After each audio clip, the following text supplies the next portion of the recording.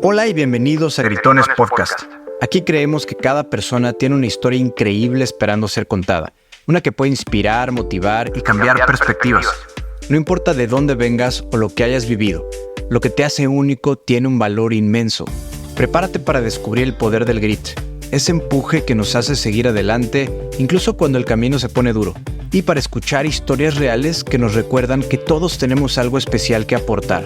Y si además de inspiración quieres tips semanales para dar un empujón extra a tu grit, date una vuelta por brolofiloteo.com y suscríbete a mi newsletter personal Gritones Hacks. Y no te olvides de darle like, suscribirte o seguirme, dependiendo de la plataforma donde nos escuches, para que el algoritmo juegue a nuestro favor y más personas puedan descubrir estas historias. Esto es más que un podcast. Es una celebración del viaje en esta dimensión. Nuevamente, bienvenidos. Esta es la historia de Juan Makeye, experto en ventas con décadas de carrera, pero más aún, un maestro en la disciplina y la decisión de ser feliz. Y es interesante porque en 2014, al estar en cama con una hernia discal a raíz de un terrible estrés, comenzó un blog que lo llevó a escribir su primer libro, Territorio Felicidad, escrito que lo llevó a una vida completamente nueva. Te dejo accionables y 5 puntos clave que aprendí de nuestra conversación. 1. La verdadera amistad es otra forma de amor. 2. No siempre llegar en primer lugar te permite disfrutar el proceso. 3. El conocimiento sin acción es un motor en reposo. 4. La infancia es la patria del hombre. Y 5. No solo es crecer, sino hacia dónde estás creciendo. Aquí la tienen. Juan Makeye, bienvenido a Gritones Podcast. Qué gustazo finalmente platicar. Hemos intercambiado ahí algún par de mensajitos. Bienvenido, hermano. Muchísimas gracias. Es un placer poder estar contigo y conversar en esta tarde de viernes tan interesante. Súper interesante porque si no me equivoco es tu cumpleaños. Además, entre otras muchas cosas, celebramos también mi cumpleaños el día de hoy. Correcto. Oye, como cae el 14 de febrero, que bueno, no sé qué tan big deal es en España, pero que ya hablaremos que vives en España, eres español, pero, sí. Pero aquí en México el 14 de febrero pues es el pretextazo para dar regalos, para dar besos y abrazos, ¿no? Es el mejor día para llegarle a la novia, ¿no? Al novio, Sí. ¿Qué tanto allá en España es así el 14 de febrero? Pues muy similar, verás. Para nosotros, se vive el Día de los Enamorados, que es básicamente lo que celebramos en el día de hoy. En México yo he celebrado a mis últimos 4 cumpleaños en Cancún y yo sé que allí celebráis el Día del Amor y también de la amistad, que es otra forma de amor, ¿no? Aquí es exclusivo de parejas y es un día pues para salir a cenar con tu pareja, con tu esposa, con tu pareja o con tu esposo, ¿no? Y es un día en el que sí, también muchas flores, muchos regalos, muchos buenos deseos y un día para celebrar. Yo creo que cualquier día en el que celebremos el amor es una buena idea. Oye, Juanma, ¿y te toca doble regalo? Di la verdad. Pues así debería ser, pero todavía no sé porque a estas horas del día no ha llegado eso, ¿no? Pero así ha sido durante muchos años. Oye, un fuerte abrazo, Juanma, y que hayas aceptado en tu cumpleaños, que yo quiero que sepas que para mí este podcast que sea una parte de tu celebración de cumpleaños. Y quiero empezar hablando de una de las etapas del Tour de Francia. Este tour en donde pues los que les gusta la bici de ruta, ¿no? Estos deportes extremos, es un eventazo, ¿no? El Tour de Francia. Y sé que quedaste atascado con uno de tus hijos, creo que en una etapa, sin poder mover el auto, pues porque la cantidad de personas, ¿no? Yo creo que ya había pasado el pelotón, ¿no? Pues bueno, ya terminó, no sé si era una etapa de montaña y hay que bajar, pues no nos podemos bajar, entonces sacaron 2 sillitas, sacaron el vino y cuéntame de esa anécdota. Pues la verdad es que fue uno de los días más especiales que recuerdo. Yo siempre he sido muy aficionado al ciclismo, además de haber sido ciclista cuando era joven. Y una de mis pasiones sigue siendo, para mí es el deporte que más sigo y que más me gusta. Y entonces a Miquel, que es mi hijo, pues decidimos ir a ver el Tour de Francia, hemos ido varias veces. Y el primer año, él todavía era un adolescente, nos fuimos a ver unos puertos de montaña, allá por el Tourmalet y por aquella zona, ¿no? Y recuerdo el primer día que llegamos, es verdad que pasó esto, íbamos con el coche de su mamá, que era, digamos, y al llegar allí a la montaña y tal, sacamos las sillas, sacamos el vino, merendamos, porque había En esos puertos de montaña se hacen grandes colas para bajar.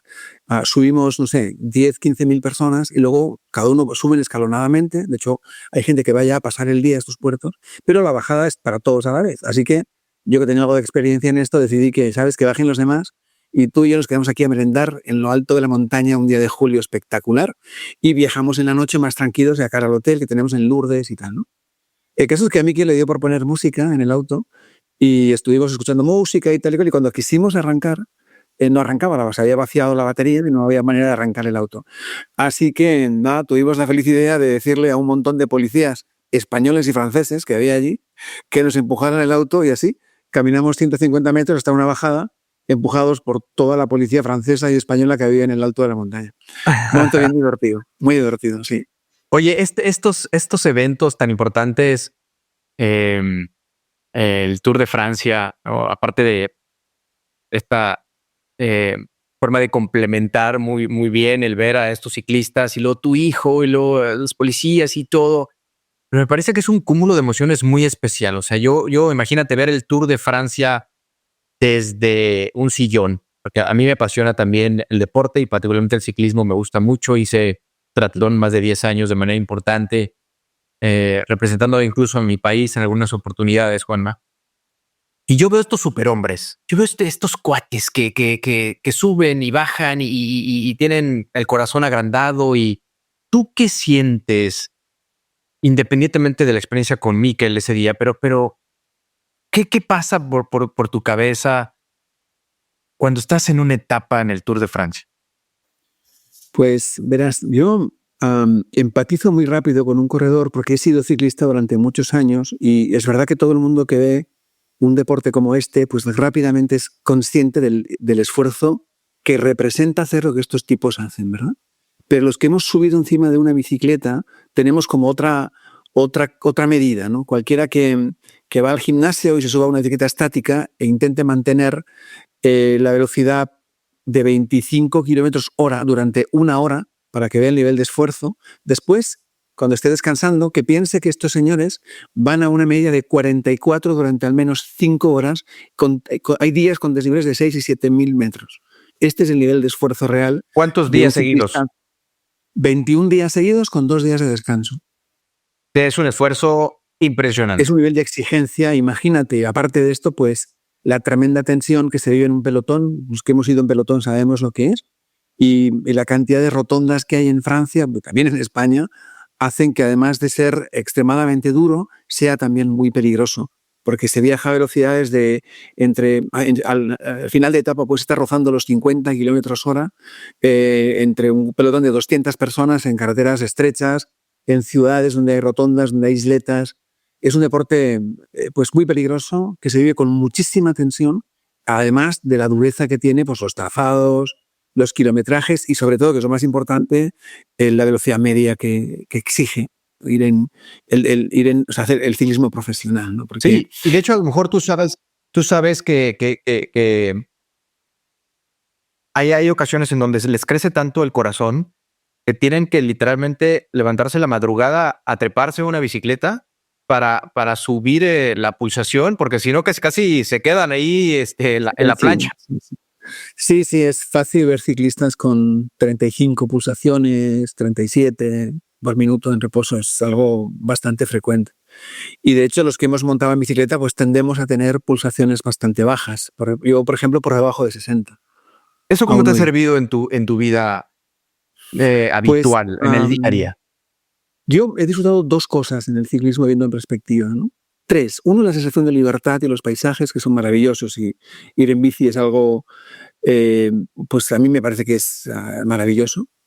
2, la camaradería, el viajar con un equipo, el competir, ha sido algo que me ha dado mucho también a nivel personal y a nivel de formación, sobre todo cuando era adolescente y juvenil. Y a nivel deportivo, pues el conocer la disciplina, el conocer el esfuerzo y el entender que no siempre ganar, o sea, entender una cosa que para mí es importante en el ciclismo, que te enseña muy bien el ciclismo, es que lo importante es el proceso, no tanto el resultado, ¿no? En ciclismo competimos 200 y el segundo es el primero de los que pierden. Así que por un segundo, después de hacer exactamente el mismo esfuerzo, con el mismo talento y con las mismas ganas que el primero, un segundo te separa de la victoria. Eres el primero de los que pierden, si eres el segundo en entrar, ¿no? Eso me enseñó la importancia del proceso, de valorar el proceso, de entender, como entendemos todos los ciclistas, que si tú llegas en tu tiempo, si has hecho las cosas bien, si has estado atento a tu carrera, si te has metido en el corte bueno, tú has hecho una gran carrera independientemente del resultado. Y luego esto me ha servido mucho en la vida real, en la vida para entender también esa parte que no siempre no siempre hay que llegar primero para estar satisfecho con tu trabajo, ¿no? Lo importante, siempre lo voy a defender donde vaya, es el proceso. Cuando tú has hecho todo bien y además ganas, maravilloso. Pero si has hecho todo bien, aunque no ganes, debes estar orgulloso de ti mismo. Porque a veces las razones por las que uno gana tienen que ver con algo accidental. Ni siquiera lo has provocado tú. Una mala decisión del otro te puede dar una victoria, ¿no? Pero lo importante es estar ahí para competir en el último sprint. Y esto es de lo que uno tiene que estar orgulloso independientemente del resultado. Esto extrapolado a la vida es una gran lección.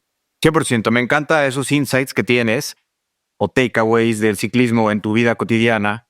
Y regreso a la experiencia con Mikel, ¿no? Bueno, el vino tal, se apaga la batería, terminan siendo empujados por policías. Una gran experiencia que te queda tatuada para tu hijo también. Y lo conecto con esto que comentas, esta camaradería que te da el ciclismo, esta camaradería que también la vives con Mikel y que él sé que también hace ciclismo contigo, si no me equivoco. He visto por ahí algunas imágenes, algunas fotografías. Y entonces, ¿cómo tú has podido lidiar pues, con lo que platicas, ¿no? Porque al final es un deporte riesgoso, ¿no? Y todos los que somos papás, ¿no? Que yo tengo dos hijos, sí. pues de alguna manera eres consciente de ese peligro y te pone mucho más alerta quizás. Pero ¿cómo Mikel crees que ha tenido ese approach contigo, con el ciclismo, con su vida cotidiana? ¿Ves? Mikel no solo es una gran persona, es un gran aficionado al deporte. De hecho, su vida es el deporte, trabaja en esto.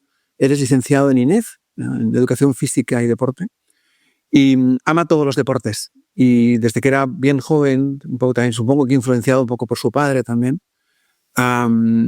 pues nos dedicamos a hacer ciclismo los dos, ¿no? Es verdad que uno estas cosas las ve con un cierto reparo, porque no es lo mismo si te caes tú, pero que se caiga él es algo que uno pues asusta un poco, ¿no? Pero he de decir que en Europa, en general, el conductor es muy respetuoso con el ciclista, especialmente donde nosotros vivimos, que es en el País Vasco, donde la afición probablemente es la afición más entendida del mundo del ciclismo. Y aquí sí que hay un profundo respeto, aquí sí que nunca se adelanta un ciclista sin dejar el 1,5 metros de seguridad. Entonces, aún y todo andando en carretera, que es lo que hacíamos Mikel y yo, la gente es muy respetuosa con el ciclista, por tanto el riesgo se minimiza bastante, ¿no? Claro. Esto y llevar el equipamiento adecuado, pues minimiza los riesgos, ¿no? Con todo, pues cuando bajas un puerto, pues lo bajas y bajamos a 90 por hora, esto es un hecho, ¿no? Entonces ahí, bueno, traté de trasladarle esa filosofía del ciclismo seguro, traté de trasladarle la técnica que teníamos para poder bajar y para lo demás. Y para subir, pues él me enseña a mí porque la verdad es que tiene unas capacidades físicas absolutamente increíbles. Recuerdo un día, Es una moto, Mikel, subiendo. No, absolutamente. Un día estábamos subiendo, ya no recuerdo si era, los dos habíamos ido a otro tour que fuimos, ya nos llevábamos las bicicletas para subir el puerto en bici, además de ver la carrera. No recuerdo si era Tourmalet o era Louisque, era en esta zona de Francia, en el que yo subía a mi ritmo, que es el que tenía, y entonces él venía conmigo y cuando se aburría se iba hacia arriba, bajaba y volvía a subir. Así que subió el Louisque 3 veces. Mientras yo subía una, él se iba hacia cima, volvía a bajar, me volvía a agarrar, volvía a hacer cima y andaba así. No solo eso, bajaba y te empujaba de la espalda también. No hacía falta empujarme, pero decías, joder, hay que tener, ¿no? Digamos, subía 4 kilómetros y volvía a bajar y los volvía a subir. Era como, subió el puerto 3 veces en una misma subida. Increíble. Ahora, Juanma, se dice que hay 2 tipos de ciclistas, o somos 2 tipos de ciclistas. Los que ya se cayeron y los que se van a caer. ¿Cuáles son ustedes? Yo ya de los que me he caído. Sí, yo arriesgaba mucho cuando competía, me ha gustado mucho siempre y luego yo soy una persona de complexión bastante fuerte, yo mido 1,91 m, que no era algo corriente en los ciclistas de la época, Y yo era consciente también de que mi peso me ayudaba y entonces tenía muy buena técnica bajando y mis diferencias las hacía viajando, o sea, bajando. Igual que en el ciclismo moderno actual, donde las diferencias hoy en día todos suben muy bien, la diferencia se hace bajando, ¿verdad? No tener miedo, trazar muy bien. Y en ese trazar muy bien, como tú bien sabes, a veces cuando uno baja muy rápido, pues 2 milímetros o 2 centésimas de segundo en mover el manillar, pues a esa velocidad y una trayectoria de una curva, pues te puede costar un disgusto, ¿no? Yo tengo algunos grabados en la piel, aquí tengo una cicatriz importante y algunas más, ¿no? Algunos cuantos Sí. puntos de sutura. Lo que nunca se tiene siempre suerte es de no tener fracturas. Hablabas de 2 milímetros. 2 milímetros, hay muchos autores, muchos libros de liderazgo, muchos libros que hablan de diferentes temas. Ya llegaremos ahí, que eres un gran escritor. Pero esos 2 milímetros en tu vida, ¿cómo los aplicas? Sabes que muchas veces el agarrar el bastón de golf 2 milímetros de manera diferente, el poder mover el manillar 2 milímetros de manera distinta, hacen toda la diferencia. Y a la larga, en la vida de las personas, esos 2 milímetros te pueden llevar a un lugar completamente distinto. Así es. Yo creo que es... o sea, que hay que dejar también un poco... Supongo que es la edad también, Braulio, ¿no? Al principio, todos tratamos de alcanzar un cierto nivel de excelencia en lo que hacemos, ¿no? Con el paso de los años, esto va perdiendo importancia en función de otras cosas que son importantes a partir de un momento en la vida, ¿no? Yo siempre recomiendo al mundo, a la gente que es más joven, que busquen la excelencia. Porque va a llegar un momento en la vida, en esta vida todos vivimos 2 vidas, ¿no? Y la segunda empieza el día que te das cuenta de que solo tienes una. Ese día empiezas a quitarle importancia a algunas cosas y empiezan a tomar importancia otras, ¿no? Por ejemplo, para mí ahora mismo tiene más... yo siempre he sido, como te decía antes, muy de proceso. A mí siempre me ha importado más el proceso que el resultado, ¿no? Yo cuando hacía algo bien y estaba seguro de que yo había dado todo lo máximo, entonces no tenía ningún problema con el resultado, ¿no?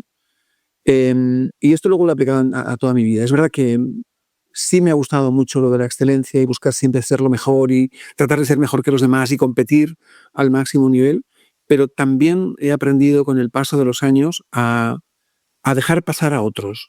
A veces dejar ganar también es una victoria.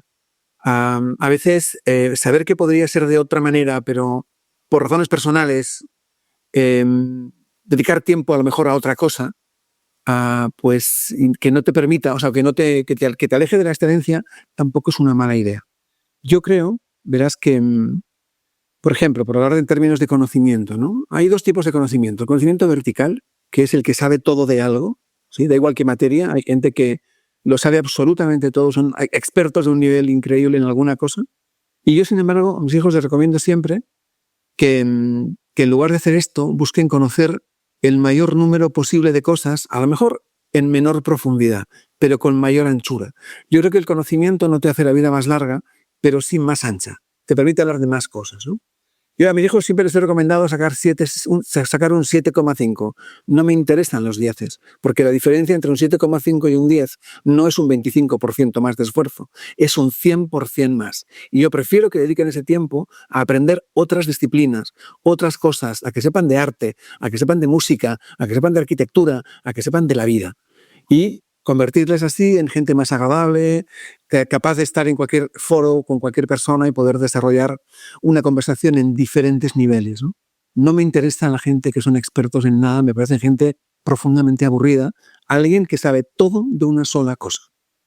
Me encanta ese approach de tener esa fuerza radial y esa imantación radial que te permite poder probar muchas cosas y si bien no te metes en un deep dive tremendo, pero realmente te hace ancho, te hace mucho más horizontal, te hace mucho más, pues a mi gusto, mucho más lleno de diferentes experiencias y de diferentes tópicos, ¿no?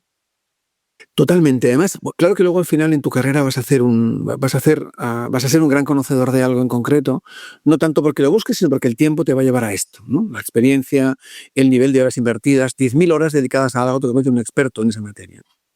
Sin embargo, sí pienso en esto que el conocimiento, verás, yo creo, y lo digo firmemente, creo que tu nivel de disfrute de la vida, o sea, tu capacidad para disfrutar de la vida, tiene una relación directa con tu nivel de conocimiento, ¿sí?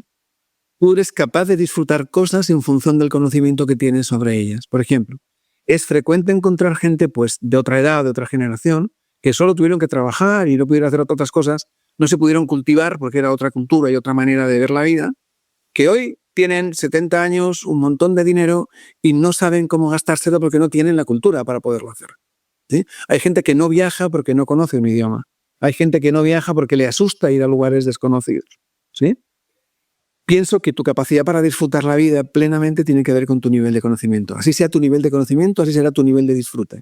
Uno puede ir al Museo del Prado o al Louvre en París o al de Bellas Artes en Ciudad de México y darse un paseo por unas galerías donde hace fresquito y hay cosas colgadas en la pared, o puede tener un verdadero éxtasis de esencia artística, y la diferencia está en el nivel de apreciación y de conocimiento que tengas sobre lo que estás viendo. A mí me gusta en relación a esto, Juanma, la frase, la uso a menudo, que no por mucho que sepas de caballos te hace un buen jinete. Y, De acuerdo. y al final, el disfruta que mencionas, ¿no? Me gustaría saber tu opinión, cómo lo interconectas no solo con el conocimiento, con un acervo de información importante en el tema que tú quieras, deporte, cultura, arte, trabajo, emprendimiento, lo que quieras, con la experiencia. Es decir, a ver, tienes que aventarte a la piscina o a la alberca. O sea, y si lo haces a menudo, puedes cada vez disfrutarlo más. Sí, verás, yo creo que la inteligencia es algo que es quizá el bien mejor repartido en el mundo, porque nadie que yo conozco cree tener poca. ¿Bien?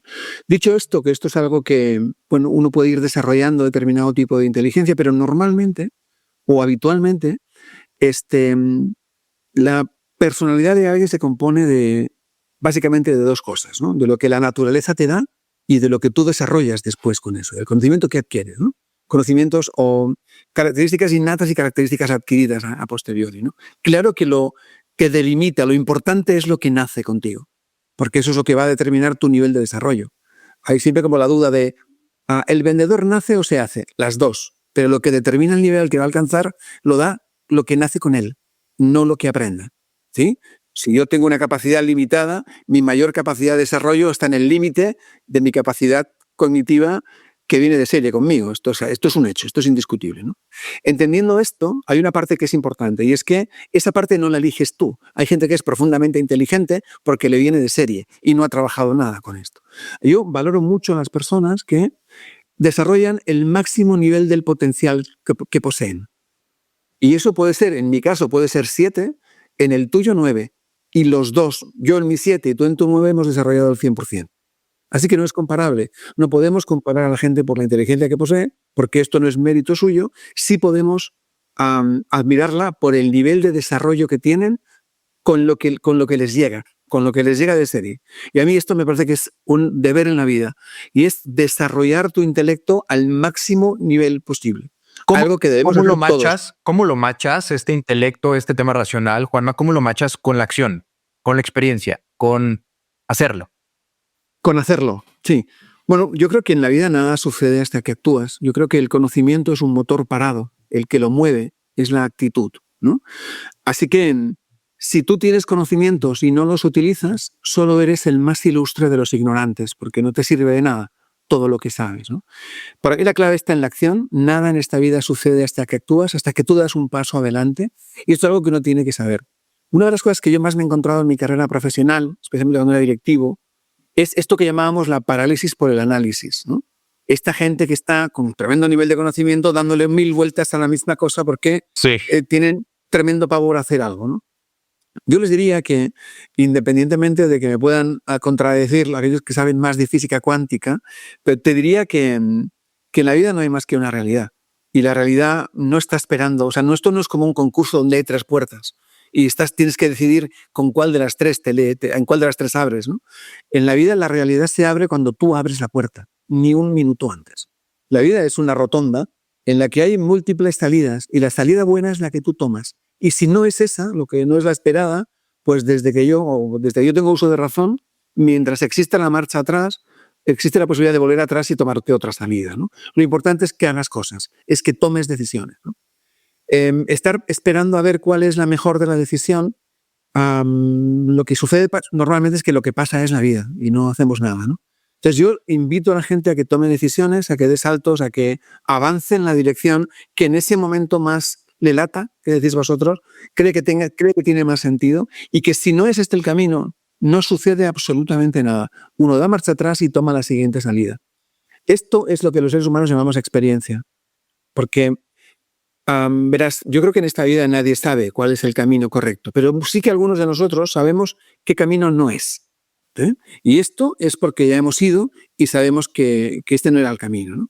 Así que podríamos decir que lo que los humanos llamamos experiencia no es otra cosa que un cúmulo de errores.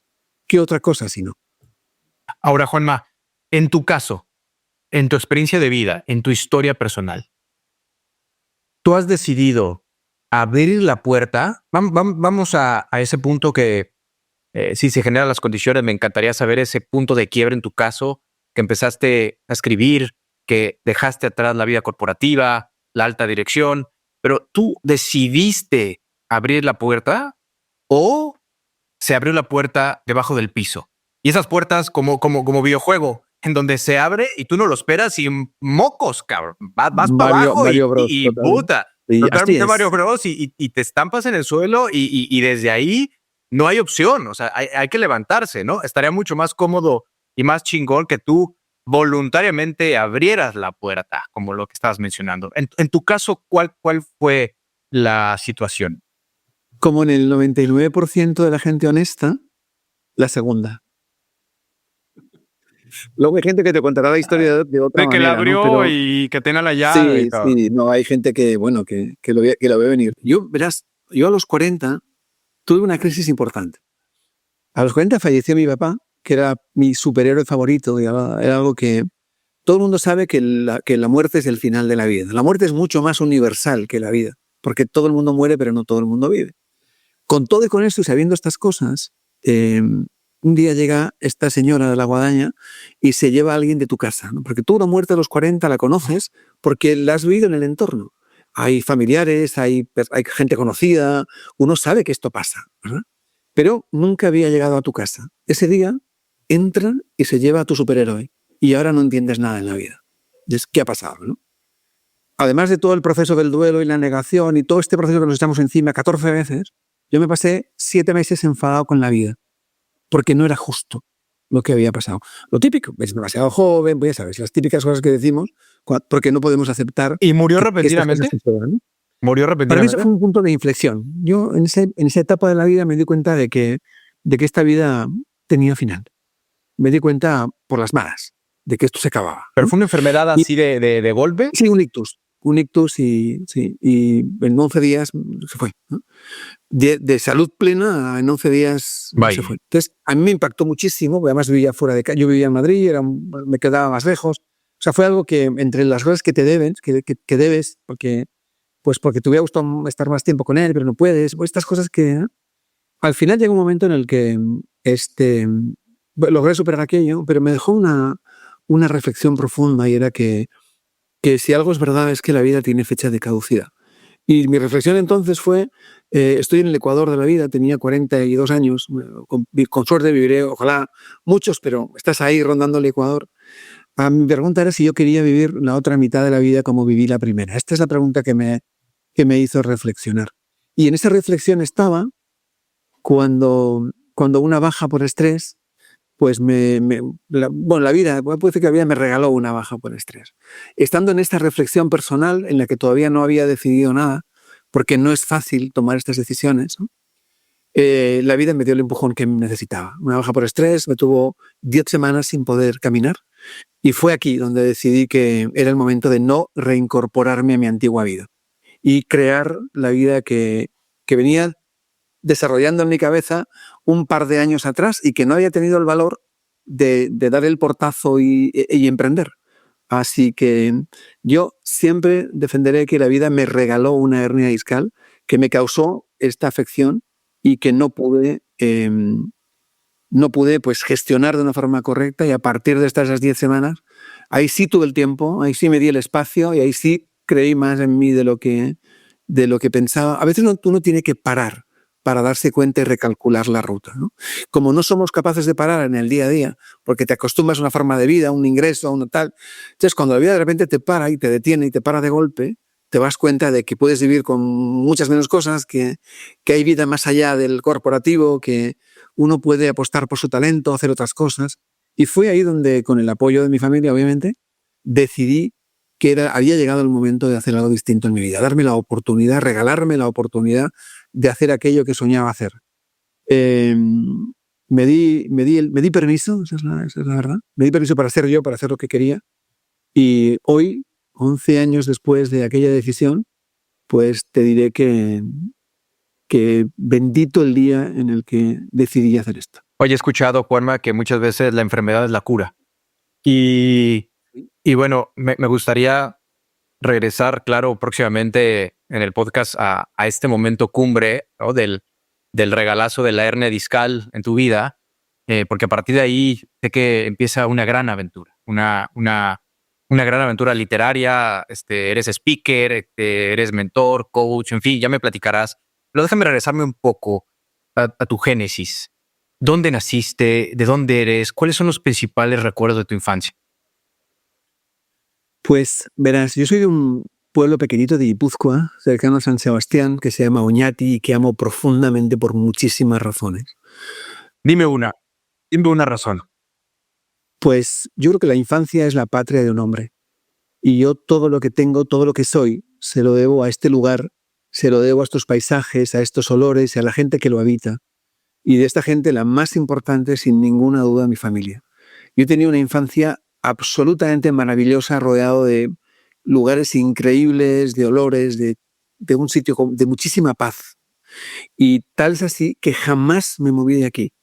Viajo por el mundo, he dado la vuelta al mundo media docena de veces, viajo a México 5 veces por año, voy a Chile, voy a Argentina, pero yo siempre regreso a mi lugar, porque me ordena la vida estar aquí. Aquí ha vivido mi familia siempre, y aquí han nacido mis hijos, y yo soy de aquí y quiero seguir siendo de aquí hasta que acabe.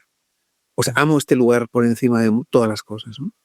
Y de ese momento lo amo tanto porque mi infancia se desarrolló aquí. El otro día te quiero contar que yo solía ir con mi madre. Nosotros somos 5 hermanos, 3 de la misma más o menos edad y 2 más pequeños, ¿no? Y recuerdo que yo con mi madre, pues tendría 7 u 8 años, solía ir siempre a un lugar. En verano, al salir de la escuela, solíamos ir a un robledal que había un poco más arriba y tal, que había bancos, fuentes, y íbamos allí a merendar. Y jugábamos a fútbol entre todos los amigos, poníamos aquellas 2 chaquetas para hacer portería, ¿sí?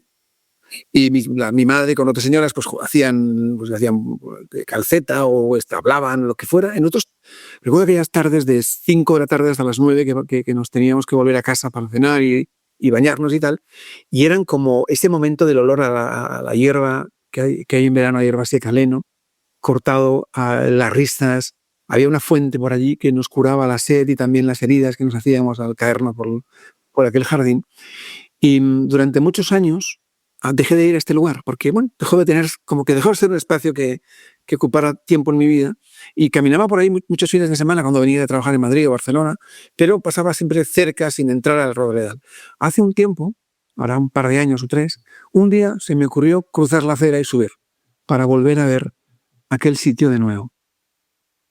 Fue llegar arriba y la verdad es que fue tan la emoción que sentí cuando volví a aquel lugar que tuve que venir corriendo a mi casa a escribir. Y hay un texto de uno de mis libros que se llama San Martín y que tiene que ver con ese momento y con ese lugar.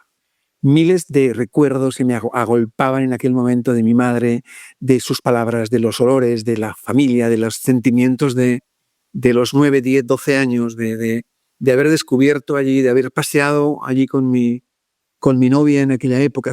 Han sido como los momentos más que uno va atesorando en la vida, ¿no? Luego hay un punto en el que la vida va más rápido, subes un puntito, ¿sí? Y la vida va a todo correr, y de repente te das cuenta de que el tiempo de la infancia, o sea, de que aquellos relojes, podemos decir que miden el tiempo de otra manera, ¿no?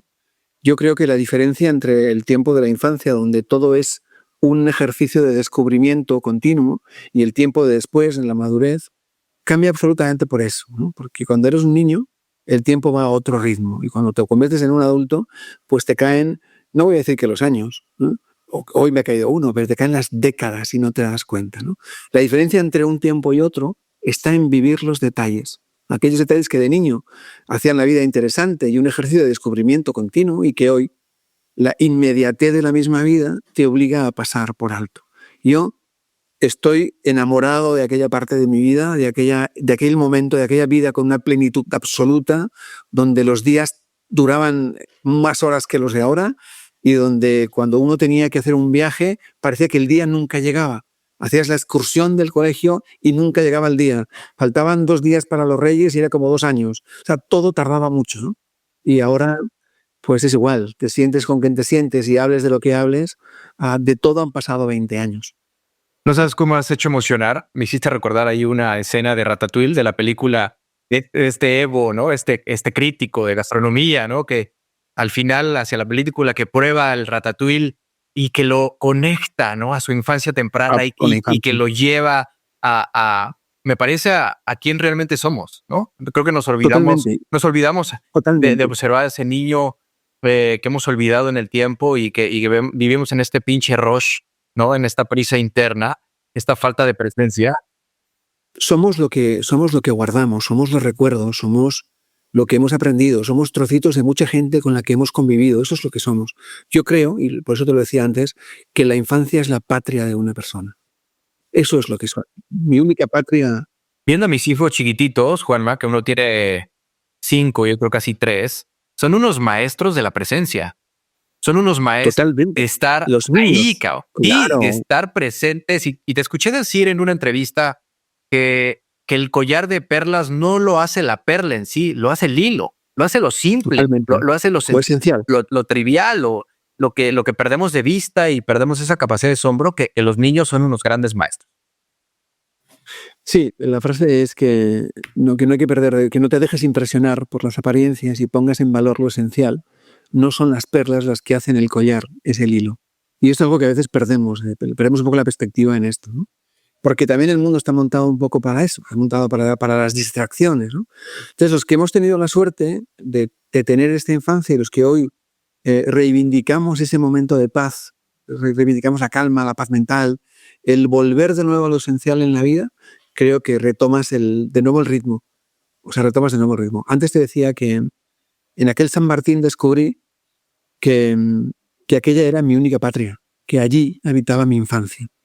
Y esto fue el gran descubrimiento, ¿no? En San Martín, a lo que somos. Creciste, en San Martín te desarrollaste, San Martín, así como tú has inculcado la bicicleta en Níquel, también alguien inculcó en ti ciertos hábitos deportivos, la lectura, la escritura. Sí, bueno, en primer lugar mis padres, ¿no? Que eran, especialmente mi padre era un hombre que no tenía unos estudios superiores, pero era muy formado. Mi padre se formó con la radio. Mi padre era sastre y pasaba horas y horas y horas en su taller y siempre tenía la radio hablada puesta. Era un hombre con una profunda formación, tenía muchísima formación, hablaba de todo con tremendo criterio y a mí me encantaba escuchar a mi papá, ¿no? Porque tenía criterio sobre todo y además sabía de todo porque, bueno, no había ido a una universidad, pero tenía el conocimiento no del alumno, del profesor, por la cantidad de horas dedicadas a entender la vida, a entender las cosas, a escuchar muchos programas de divulgadores, a todo tipo de personas. Hacía varias citas y citaba gente y autores. Era un tipo fantástico. De aquí aprendí muchas cosas. Aprendí a conversar. Mi padre era un gran conversador y yo siempre he querido parecerme a él, ¿no? Y para poder conversar y tener criterio, uno necesariamente tiene que beber de algún lado porque no somos tan brillantes, así nos tenemos que formar. Juanma, ¿te daba tips? ¿Te daba tips o tú observabas y escuchabas a tu padre? No, observaba. Yo he sido siempre de observar, sí. Yo observaba 2 cosas. Observaba lo que mi padre decía y observaba la reacción en los demás. Y entonces esto me parecía un superpoder. El hombre capaz de terminar una discusión con una frase. Capaz de centrar una discusión con 2 ideas. Y esto me parecía un superpoder. Algo que yo siempre he querido, a lo que siempre he querido parecerme. Y creo que con el paso del tiempo algún día me acercaré. Nunca seré como él, pero tratar de acercarme un poco a esa paz que él tenía y a esa congruencia que tenía absoluta con todo lo que planteaba, ¿no? En el ámbito deportivo he sido más... me ha pesado más la amistad. el hecho de querer estar con mis amigos, de querer estar con mi gente, hacía que hiciera lo que hiciera, o sea, el hecho de decir, oye, pues mi amigo Juan Miguel Ierramendi, que era un gran amigo mío, era ciclista, entonces yo fui ciclista también por estar más tiempo juntos. Así que empecé un poco por ese tipo de cosas, ¿no? Luego he hecho mucho deporte porque rápidamente me di cuenta de que se me daba bien. Y esto de que uno tiene talento, en realidad nos encantan las cosas que se nos dan bien. Tengas o no tengas... Yo no hago deporte, yo no cocino porque me encante cocinar. Cocino porque se me da bien. Si no se te da bien, dejas de cocinar. A alguien que no le gusta el fútbol, no juega fútbol. En tu caso, Juanma, deliberadamente, hoy con tu nivel de conciencia, con todo lo que has vivido, hoy te empujas a hacer cosas que no te salen bien. Sí, me esfuerzo a hacer cosas que me salen bien, ¿no? Porque también soy consciente de que el hábito hacia el maestro. La maestría está al alcance de todo aquel que esté dispuesto a practicar lo suficiente. Entonces, yo soy consciente de esto. Y cuando hay algo con lo que tengo tremendo interés, me esfuerzo para lograrlo, para intentar adquirir la habilidad que necesito para estar dignamente en esta tarea, ¿no? Pero claro que lo que se nos da bien nos encanta. Y a mí, claro, las cosas que te gustan no te gustan porque, o sea, no se te dan bien porque te gustan porque se te dan bien. Ahora, también creo que si estás dispuesto a pagar el precio y eventualmente sigues practicando y generas o logras cierta maestría, te va a gustar mucho más eso que empezaste a practicar, que al principio era una joda y al principio decías, puta, soy fatal, pero fuiste consistente, fuiste perseverante y eventualmente le encuentras un gusto que no habías visto. A medida que empiezas a ser bueno, te empieza a gustar. Es la misma regla de 3. Sí. En la medida que puedas perseverar y en la medida que puedas continuar haciendo alguna práctica de algún tema que te guste o te genere curiosidad, eventualmente vas a mejorar y lo vas a disfrutar más. Así es, sí. Y la regla de 3, como te decía, es la misma. Al final, las cosas que se te dan bien te gustan, así que a medida que tú consigues que algo se te dé mejor, te va a ir gustando más, siempre. Sí, correcto.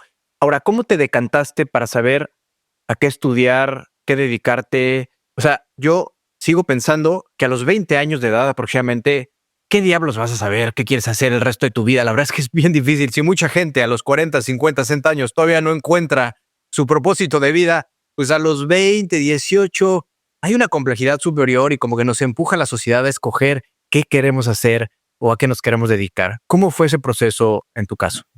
Pues verás, yo creo que todavía es más grave hoy, ¿no? Porque hoy en día, o con 16 años, tú tienes que decir, al menos en España, según el currículum educativo, si quieres hacer ciencias o letras. A los 16. ¿Sí? Sin saber ni quién eres, ya tienes que tomar una decisión tan grave, tan importante como esta, ¿no? Yo siempre les digo a todos los que tengo la oportunidad, yo hablo con chavos de todos los instituciones educativas de México, españolas, de Chile, de Argentina y de Colombia. Y siempre les doy el mismo consejo. Les digo, ustedes estudien. No importa qué, porque no es relevante. Es mucho más relevante seguramente tu primer trabajo para tu carrera profesional que lo que hayas estudiado. Lo importante es que tengas una formación tan amplia como puedas. Y es a partir de aquí, cuando te pongas en el mercado laboral, eso es más determinante, ¿no? Cuando tú haces una carrera del tipo que sea, pero encuentras un empleo en una industria concreta y te va bien y haces 5 o 6 años y eres un tipo hábil o una mujer hábil, a los 6 años es el mercado laboral el que va a mandar, porque nadie te va a pagar lo que te van a pagar en tu rubro, porque ya tienes una experiencia aquí y has hecho una carrera, entonces es aquí donde vales, ¿sí? Como director de ventas eres siempre más valioso en tu sector que en otros sectores que sean transversales o diferentes. Tienes las habilidades, pero no tienes los contactos. Así que lo que más determina tu carrera suele ser siempre más tus primeros empleos que tu formación, ¿no? Yo vengo del mundo yo tuve una formación industrial y acabé haciendo un máster en psicología positiva aplicada. O sea que al final la vida te va cambiando, tú vas cambiando también, tus intereses van cambiando y has de adaptar tu formación a tu momento vital, ¿no? Esto de estudiar para toda la vida una carrera y dedicarte a lo que sea vocacional, cosa que me permito dudar mucho porque vocaciones a los 20 años, pues no sé si hay muchas. Y más que nada porque no eres la misma persona a los 20 que a los 30 o a los 40 o a los 50. Por tanto, lo que era una vocación a los 20, a los 50 la puedes llegar a aborrecer. Yo creo que una cosa que supe muy pronto y es que la vida que quería para mañana no la quería. La vida que tú quieres para mañana puede que mañana no la quieras. Y todo bien. Y todo bien. Tu versión 2.0, la de 20 años, proyecta una vida y esto es lo que quiere. A los 30, la vida con años y años te ha hecho una serie de transformaciones y cambios y ahora la proyección es otra. Y todo bien. Sí. Y ahora que reflexionamos juntos y que dices, mira, es más importante las primeras chambas o los primeros trabajos que tienes. En tu caso, ¿cómo fue esa elección? ¿Fue algo arbitrario? ¿Fue algo que tú buscaste? No, bueno, yo estudié, como te digo, en temas industriales, porque en el lugar donde yo nací, donde vivo, pues todo el mundo hacía esto, iba a la escuela profesional politécnica y teníamos carreras industriales y no sé qué. Me puse a trabajar en lo que todo el mundo hacía, que es lo que hacemos aquí, que es trabajar en las fábricas. Yo entré a trabajar como adjunto al director de calidad de una compañía aquí en el pueblo donde estoy. Me hacía feliz hasta que un año después me di cuenta de que aquello no era para mí. Yo había estudiado lo que tenía que estudiar, lo que tocaba, lo que hacía todo el mundo, pero yo no sentía ninguna pasión por aquello y menos después de haber probado lo que era. Así que a los 26 dejé todo absolutamente parado en el aire y me metí en el mundo comercial, que es algo que yo pensaba que me podía encajar, porque era en contacto con la gente, era fuera de un recinto, eso me encajaba. Recuerdo el día que fui a casa de mi padre a decirle que me iba a hacer, que dejaba el trabajo en la empresa, en la fábrica, y me iba a hacer comercial. Me miró con cara de susto y me dijo, ¿te vas a hacer viajante? Usando una palabra que era no muy bonita en aquel momento. Y le dije, pues al menos lo voy a probar. ¿Viajante es qué significa? Comercial. O sea, era como casi ir tocando de puerta en puerta vendiendo Sí, cosas. mi padre, en la época, mi padre tenía un comercio. Entonces los que viajaban, los viajantes venían con coches y entraban allí, le ofrecían géneros y no sé qué, y continuaban al siguiente lugar. Entonces, para él comercial, lo mío era otra cosa, pero para él comercial lo asociaba a aquello, ¿no? Y le parecía una aberración. El primer mes que hice de comercial me fue tan bien que multipliqué mi salario de la fábrica por 3. Y a partir de aquí hice un carrerón en el ámbito comercial. A los 30 era director nacional de ventas de una de las compañías emergentes más importantes de España y en 2012 pues director comercial y de marketing de Correos, que es la compañía más grande de mi país. Y esto me hizo una carrera de 20 años espectacular y no me arrepiento de ni un minuto de los que pasé haciendo esto, porque la verdad es que lo he disfrutado muchísimo. Yo siempre digo que a mí cualquier empleo, cualquier cosa que tenga que ver con las personas me parece maravilloso. Hay gente a la que le gustan los coches, hay gente a la que le gustan las motos, a mí me gustan las personas. Así que estar rodeado en contacto con gente me parece la mejor hipótesis para trabajar. Y fui muy feliz haciendo esto que hacía hasta que decidí dejarlo, pero mi carrera después continuó siempre en contacto con la gente. Juanma, déjame preguntarte algo. Sí. En el mundo de las ventas, en el mundo comercial, ¿hay que salir a vender o te tienen que buscar e ir a comprar? Pues si tuvieras que encontrar novia hoy, ¿saldrías a buscarla o esperarías a que te encontrara? Pues una buena pregunta. Pues la respuesta es la misma. Yo creo que hay que salir a buscar, porque el mercado está lleno de un montón de gente interesante, ¿no? Lo que hay que hacer es hacerlo con criterio, ¿sí? Es decir, en el mundo de la venta hay una cosa que es horrorosa y es ir a hacer visitas a clientes por el hecho de llenar un report de visitas, por tener cosas que hacer, porque el vendedor de natural, como es un trabajo un poco subjetivo, tiene la necesidad de tangibilizar. Y esto hace que se tangibilice tu trabajo, como es un trabajo intangible, pues por número de visitas realizadas.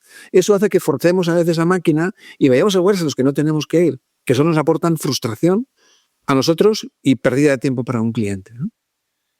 Yo siempre propongo una primera estrategia que es decidir y entender que no todos los clientes son para ti. Saber elegir qué tipo de clientes son los tuyos y dedicar tiempo solo a la gente que valora tu tiempo y al mismo tiempo también valorarte a ti. La máxima que yo siempre tenía con mis vendedores era, si no tienes nada bueno que contarle a un cliente, no vayas a verle. Ahora, yo voy a empezar a adentrarme en este mundo de los libros y en este tipping point en tu vida que es alrededor de mayo del 2014, si no me equivoco. Correcto, sí. Hoy las personas que te conocen y que realmente te has ganado un prestigio en el mundo comercial, si hoy llegan a tocarte la puerta, a decirte, Juanma, oye, necesitamos aprender de ti en términos de venta, en términos comerciales. ¿Sigues abriendo esa puerta o esa puerta ha quedado cerrada? Si es para impartir formación y para compartir conocimiento, estará abierta toda mi vida. Ok. Si es para trabajar en el ámbito, entonces está cerrada también para toda mi vida. No me volveré a poner una corbata. Ahora, lleguemos Es una promesa que me hice a mí mismo. lleguemos a ese punto de inflexión. Ese mundo de corbata y saco. Viene el tema de la salud, ¿no? Que nos platicabas a inicio de la conversación. Estás tirado en la cama. Ahí empieza una profundísima reflexión. Incluso te he escuchado también decir que te encontraste a ti mismo. ¿Qué quieres decir con eso? Pues más que encontrarme a mí mismo, inicié un camino, inicié un viaje. Yo creo que el viaje más importante que uno puede hacer en la vida es el que te lleva de vuelta a ti mismo. Nosotros avanzamos por la vida en un modelo social que nos aleja de nosotros mismos, de quiénes somos, ¿no? Hay una escuela de filosofía interesante, que es la escuela de Frankfurt, que dice que el actual sistema consiste en estudia, trabaja, consume y ten hijos que estudien, trabajen y consuman. Esto funciona así, ¿no? En ese ciclo, en esa rueda de hámster en la que nos hemos metido, uno no tiene tiempo absolutamente para nada. Solo para pensar en el siguiente Mercedes o en pagar no sé qué factura o en comprarte una casa muy grande o en no sé, tienes tiempo para estas cosas, pero no tienes tiempo para ti, ¿no? Y hay un momento en el que uno llega a los 35 y a los 40 años y nunca te has preguntado por qué eres de la Real Sociedad.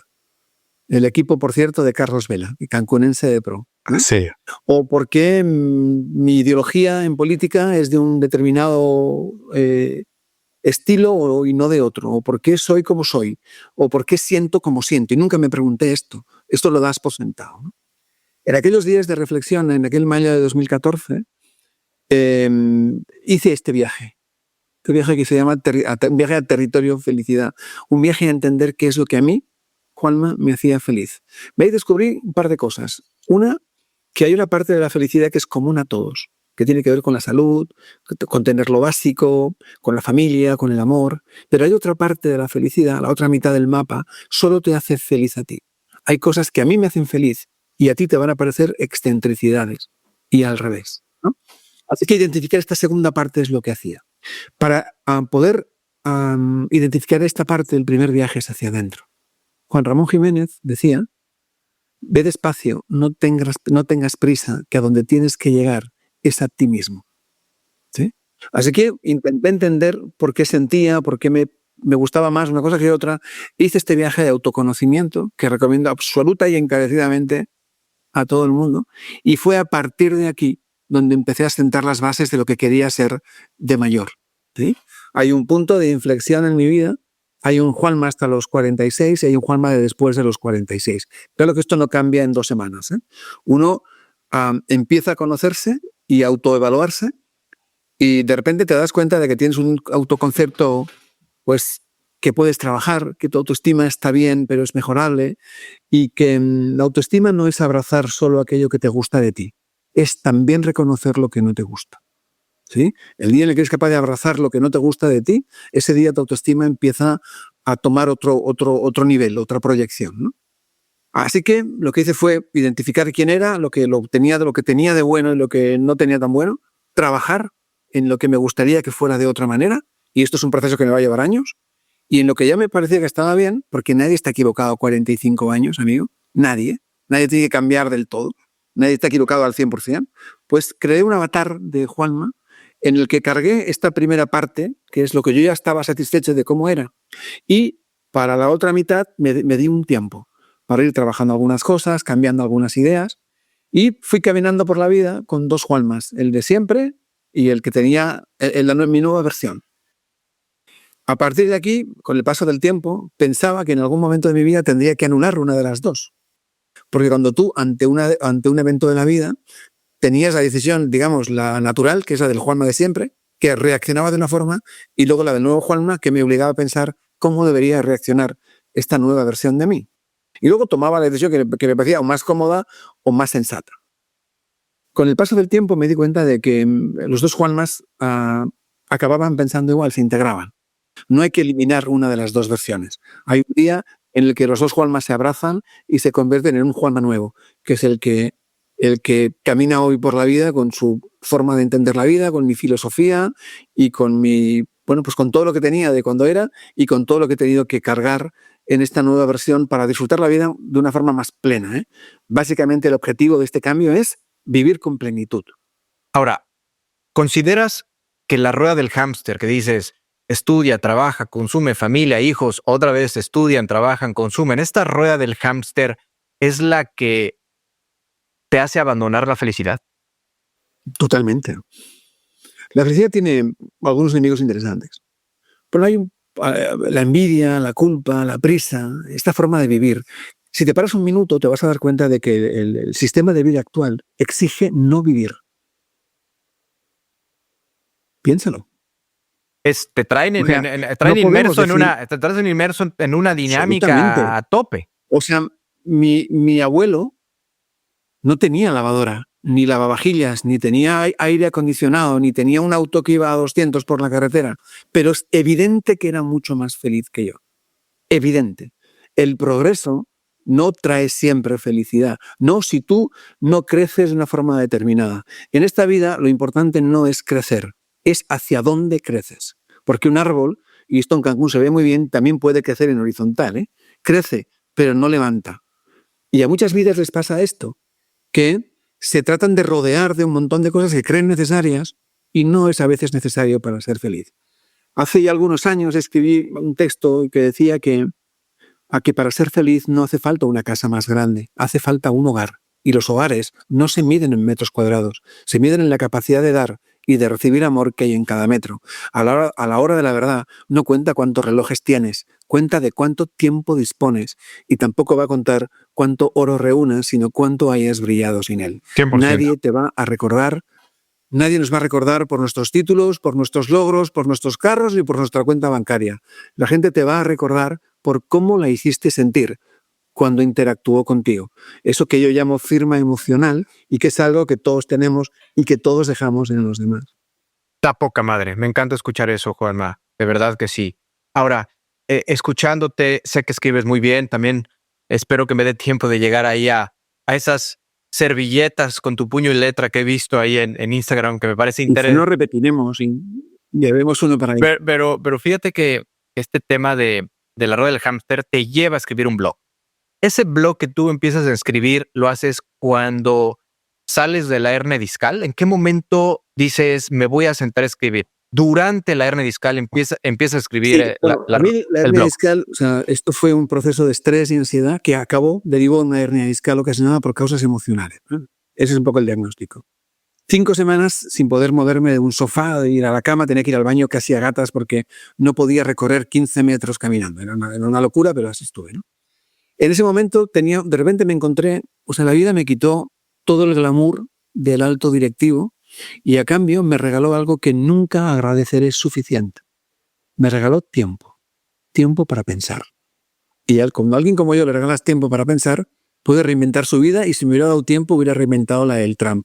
¿Qué tan difícil fue para ti de inicio? Porque si estás en esa dinámica del hámster y no tienes tiempo para pensar, de repente te encuentras en un lugar en donde no conoces esa versión.